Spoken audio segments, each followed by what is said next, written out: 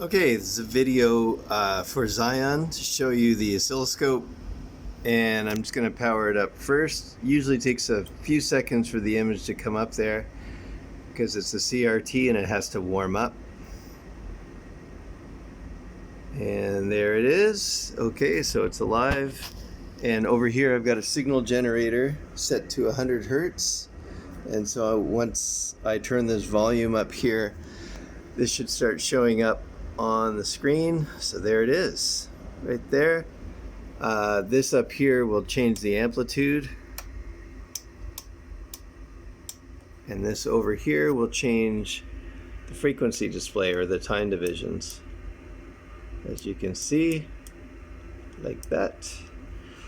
And what else we got? Well, I don't know. We got these little things here which do something to do with X mode, I'm not sure.